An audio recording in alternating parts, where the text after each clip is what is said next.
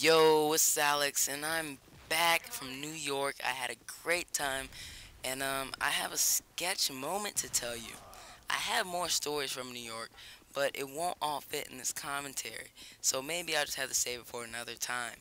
I have some videos that I did take of New York with my camera, but I don't want to post it on this channel because I'm afraid that it may get a copyright strike, just because of some of the stuff that I filmed did have music playing in the background. So instead of posting it on this channel, I just made a new channel for me to post stuff that I film and see in my life. And I named it I Am Another Catchy Name. You should subscribe to that. I'll put an annotation somewhere in this video to it. But before I run out of time, I should get started with my story.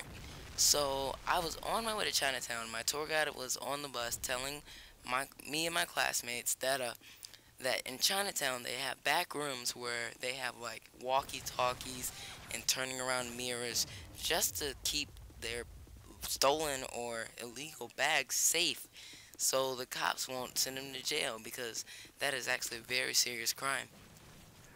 So he said not to be worried, you'll be safe, they're just trying to keep themselves safe. So I was kind of sketched out by that, but I was like, hey, I won't have to worry about that, nothing like that's going to happen to me. I'll be straight. So I went with about 4 friends. We were walking around, and after we ate lunch at an Italian restaurant in Little Italy, which is right by Chinatown, we went back to Chinatown, and we were approached by a lady and a man, and she had a laminated piece of paper with pictures of handbags and backpacks and wallets and all that stuff, and she asked if we wanted any, and I was like, sure, I'll just look at it. I wanted to experience getting knockoffs from New York just for the fun of it. So I said, hey, can I see that Gucci backpack? And then she said, you have $65? And I was like, yeah, I have $65. And then, but I was like, I don't want to just say I'm going to buy it now. I want to see it first, see the quality, feel it, and all that good stuff. So I said, are we going to go to a back room because I don't see you with the purses or anything? She said, no, that's too dangerous. There's undercover cops all over the place here, and you could be one of them, so I don't want to risk it. So she just called someone on a walkie-talkie, and she wasn't from America, so she was speaking in some language that I have no clue what it was.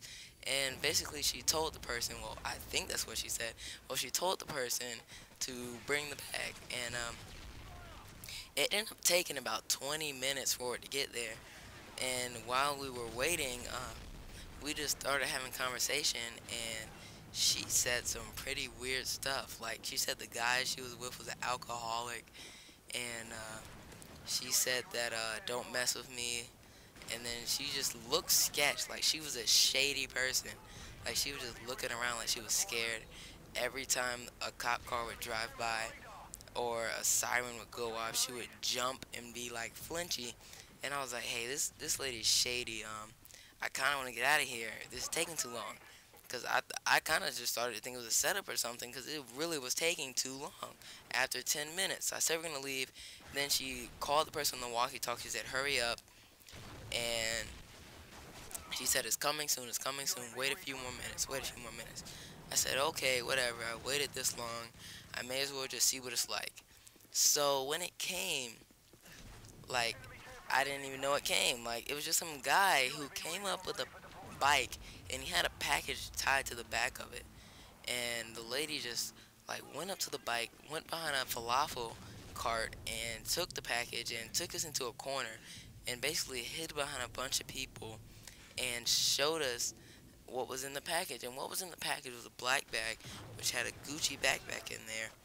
And I really wanted to actually look at it and see with my own eyes and my hands and, well, the rest of my senses, how it felt, if it was dirty, if it actually looked legit.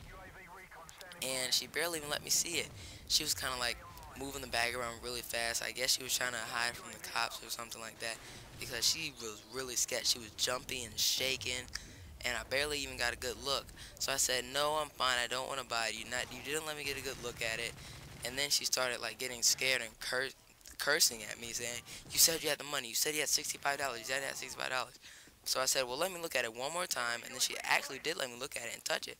And the straps, they were dirty, and they had little rips in it, and the G's weren't even facing the right way. I was like, this is so fake. It doesn't feel like Gucci, because I felt Gucci because my mom had some. I was like, it doesn't even feel like Gucci. It doesn't look like Gucci. The G's are backwards and it's dirty. And I was like, I don't want to buy it. And then she was like, what the freak? You effing with me. Why you effing with me, man? Why you effing with me? I told you, I told you, I told you. You said you had 65. Why you effing with me? I said, I told you if it wasn't good quality, I wasn't going to buy it. And then she said, wow, F you. And then as soon as I started to leave, I heard a cop car, like a siren go off, and then she yelled, shit. And then she just ran away. Never saw her again. That was the sketchiest moment I had in New York. Thanks for watching. Check out this beat by Mace Beats.